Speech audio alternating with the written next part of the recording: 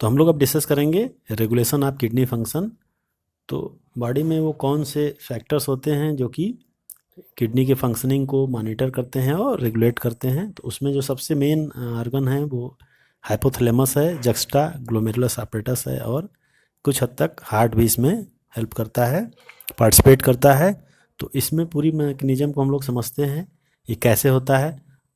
तो हमारे बॉडी में आस्मो रिसेप्टर्स होते हैं जो कि मेनली होते हैं हाइपोथैलेमस के अंदर। और आस्मो रिसेप्टर का मतलब हुआ कि जो भी ब्लड के आस्मोटिक प्रेशर में या बॉडी फ्लूइड के आस्मोटिक प्रेशर में चेंज हो रहा है, यानी ब्लड वॉल्यूम में, बॉडी फ्लूइड वॉल्यूम में और आयनिक कंसंट्रेशन में जो चेंज हो रहा है, इसको आस्मो रिसेप्टर्स जो होते हैं वो मॉनिटर करते हैं और रेगुलेट करने की कोशिश करते हैं। तो osmoreceptors in the body are activated by change in blood volume, body fluid volume and ionic concentration. अब अगर an excessive loss of fluid from body can activate this receptor which stimulate the hypothalamus। तो होता क्या है कि अगर मान लीजिए कोई भी बॉडी वॉल्यूम में, बॉडी फ्लूइड में या बॉडी ब्लड के आयनिक कंसंट्रेशन में चेंज हो रहा है, तो क्या होगा उससे? तो change in blood volume, body fluid and ionic concentration, कुछ भी इसमें से चेंज हो रहा है तो ये स्टिमुलेट करेगा आस्मो रिसेप्टर्स इन हाइपोथैलेमस। तो बॉडी के ब्लड वॉल्यूम में, फ्लूइड वॉल्यूम में, आयनिक कंसंट्रेशन में कोई भी चेंज होता है और वो जैसे ही हाइपोथैलेमस में वो पता चलता है हाइपोथैलेमस को, तो वहाँ पे आस्मो रिसेप्टर्स होते हैं, वो स्टिमुलेट हो जाते हैं और हाइपोथैलेमस तुरंत रिलीज करता है ADH या वैसोप्रेसिन, जो कि आप जानते हैं कि हाइपोथैलेमस न्यूरोहाइपोसिस, जो कि आपका पिट्यूटरी ग्लैंड का पार्ट है, उसके थ्रू ADH का सिक्रीशन कराता है। तो पिट्यूटरी ग्लैंड के बारे में हम लोग आगे पढ़ेंगे, उसके 2 पार्ट्स होते हैं, adeno hypophysis and neuro hypophysis. तो ये न्यूरो हाइपोफाइसिस के थ्रू ADH का सिक्रीशन कराता है। ADH का मतलब है एंटी डायूरेटिक हार्मोन। डायूरेसिस का क्या मतलब होता है?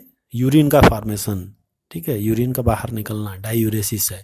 तो एंटी डायूरेटिक का मतलब हुआ यूरिन के फॉर्मेशन को कम करना या यूरिन के फ्लो को, आउटपुट को कम करना।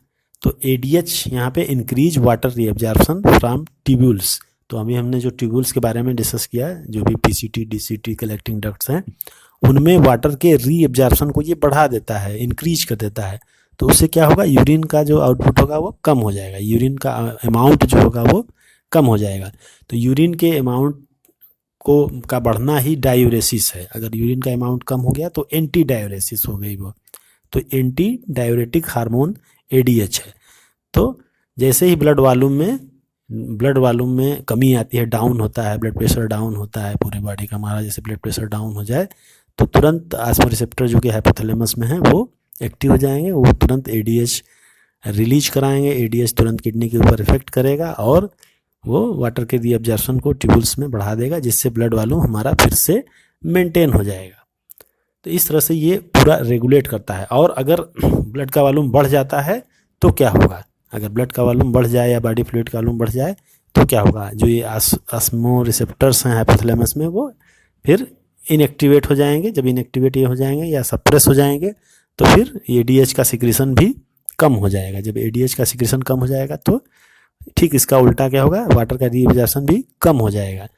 जब वाटर का रीअब्जॉर्प्शन कम हो जाएगा तो यूरिन का अमाउंट बढ़ने लगेगा, डायूरेसिस होना शुरू हो जाएगी। तो इस तरह से ये मैकेनिज्म है जिससे नाम से क्लियर रखिए, एंटी डायूरेटिक का मतलब जो यूरिन के आउटपुट को कम करे, डायूरेसिस का मतलब यूरिन का आउटपुट होना, बढ़ना, और एंटी का मतलब उसका उल्टा होना। तो यूरेसिस का मतलब यूरिन का आउटपुट होना। तो इस तरह से ये पूरी प्रोसीजर है। इसमें अगर ADH का हाई कंसंट्रेशन है तो वैसो कंस्ट्रिक्शन करता है कहाँ पे? ग्लोमेरुलस में। जब ग्लोमेरुलस में वैसो कंस्ट्रिक्शन भी होगा तो फिर क्या होगा? उनके ब्लड के अंदर जो ग्लोमेरुलस की वेसल्स हैं उनमें प्रेशर इंक्रीज हो जाएगा, ब्लड प्रेशर बढ़ जाएगा। तो उसकी वजह से जो ग्लोमेरुलस फिल्ट्रेशन है वो भी बढ़ जाएगा। तो ये थोड़ा सा अगर हाई कंसंट्रेशन है ADH का तो उसके ऊपर भी इफेक्ट करता है, लेकिन मेन जो इसका इफेक्ट है वो ट्यूब्यूल्स के ऊपर है और वाटर के रीअब्जॉर्प्शन को बढ़ाता है।